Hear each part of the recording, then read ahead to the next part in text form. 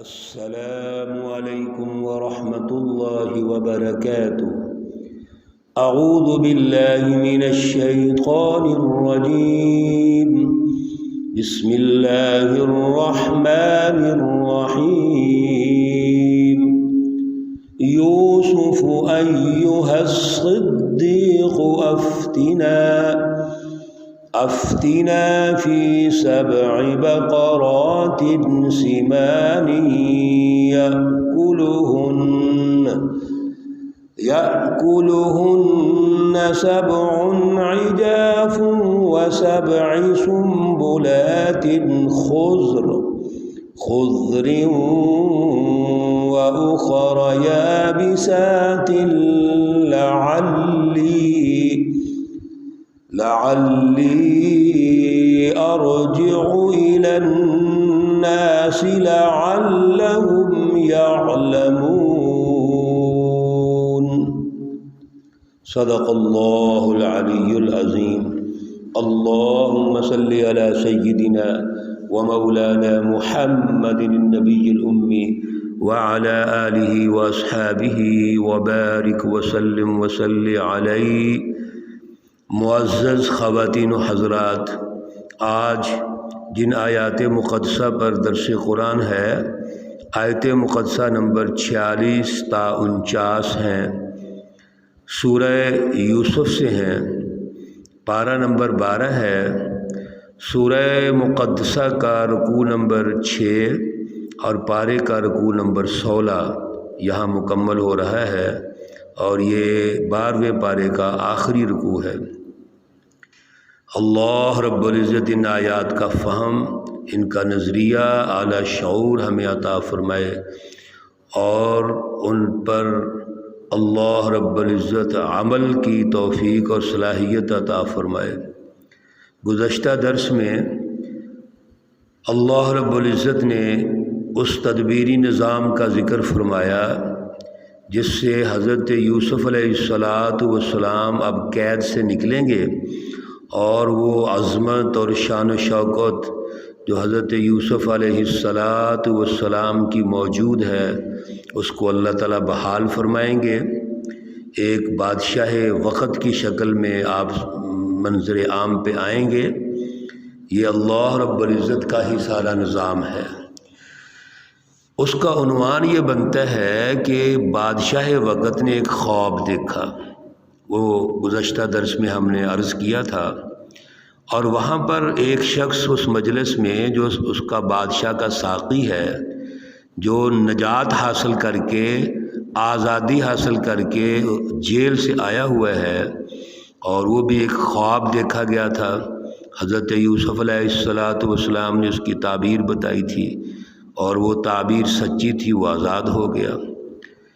اس کو یاد آیا کہ یوسف علیہ السلام جیل میں موجود ہیں، لہٰذا کیوں نہ میں ان کے پاس جاتا ہوں اور ان سے تعبیر پوچھ کے آتا ہوں۔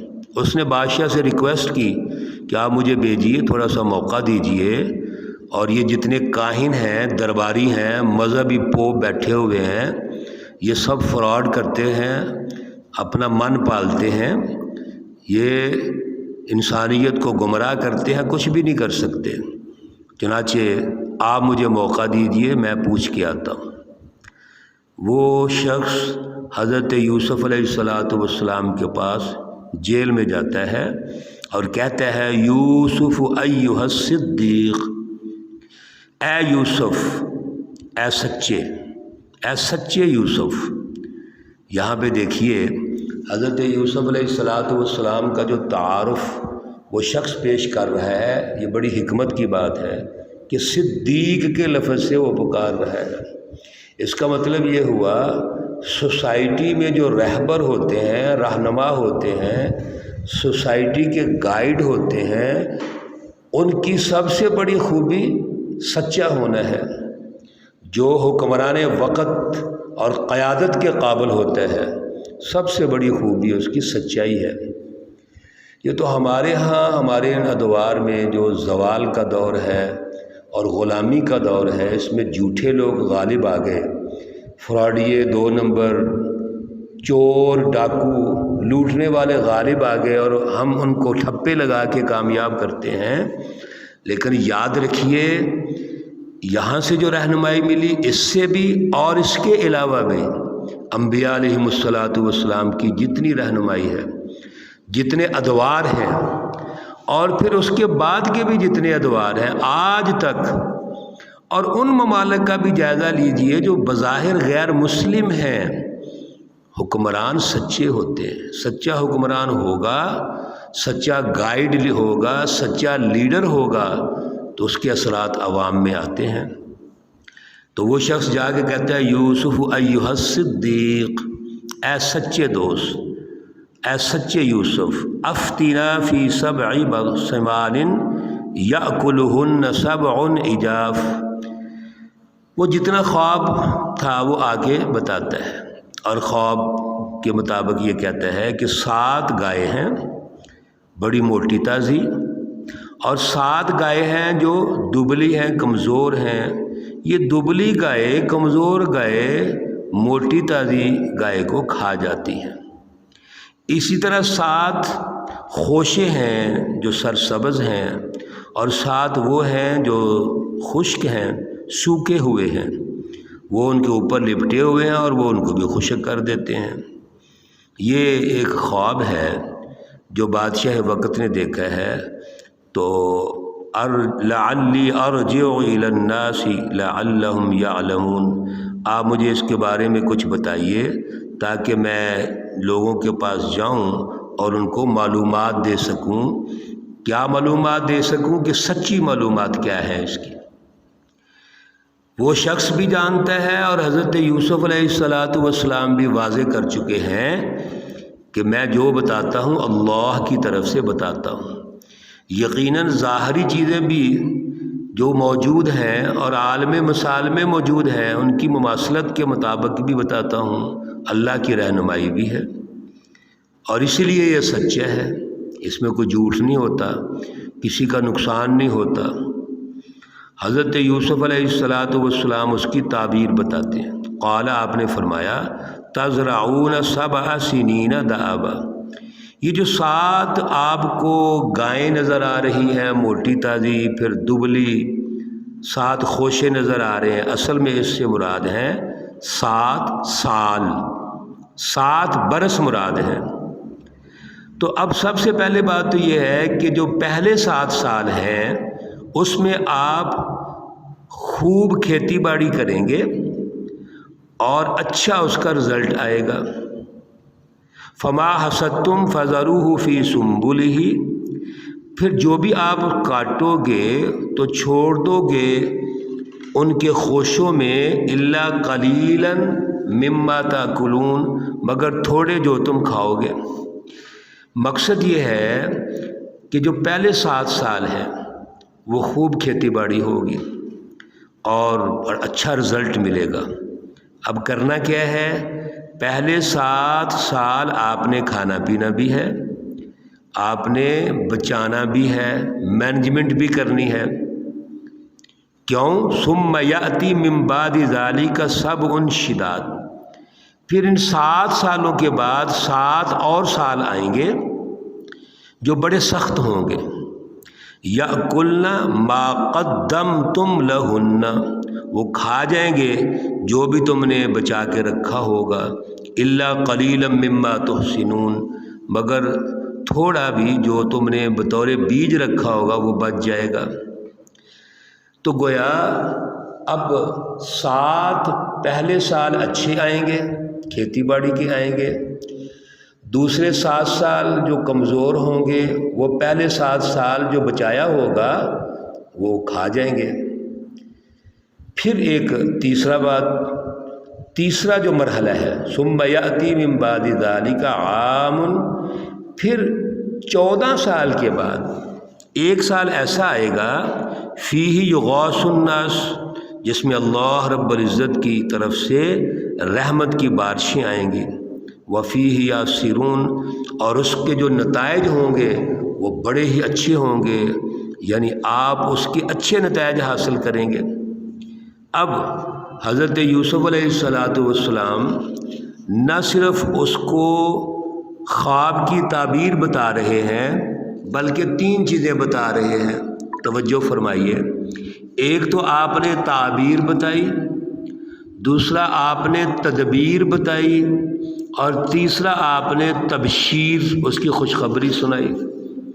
خواب کی تعبیر تو یہ بتا دی کہ 7 جو موٹی تازی گائے ہیں ان سے مراد 7 سال ہیں، 7 جو خوشیاں سرسبز وہ ان کی زراعت، کھیتی باڑی اور وہ ترقی کریں گے، اور جو 7 کمزور ہیں یا 7 سوکھی ہوئی خوشیں ہیں یہ اگلے 7 سال ہیں۔ لہٰذا پہلے 7 سال بڑے اچھے ہوں گے، دوسرے 7 سال بڑے کمزور ہوں گے، اور پہلے 7 سال جو بھی آپ نے کمایا ہوگا، رکھا ہوگا، دوسرے 7 سال اس کو کھا جائیں گے۔ اب یہ تو ہوگی تعبیر۔ اب کرنا کیا ہے؟ کرنا یہ ہے کہ آپ اس کی تدبیر کریں۔ وہ یہ ہے کہ پہلے 7 سال آپ کے جو بڑے خوبصورت اچھے نتائج والے ہوں گے، اچھی کھیتی باڑی ہوگی، آپ خود بھی کھائیں کفایت شعری کے ساتھ، ایک طریقہ کار کے ساتھ۔ کیوں؟ اگلے 7 سال جو ہیں وہ بڑے کٹھن آ رہے ہیں، اور یہاں سے بچا کے رکھنا ہے تاکہ اگلے 7 سال میں ہمیں پریشانی نہ ہو۔ تو یہ اس کی مینجمنٹ ہوگی۔ حضرت یوسف علیہ السلام اس کی مینجمنٹ اور تدبیر بتا رہے ہیں۔ اور پھر جو اگلا سال آئے گا وہ بڑا ہی خوشحالی کا سال آئے گا۔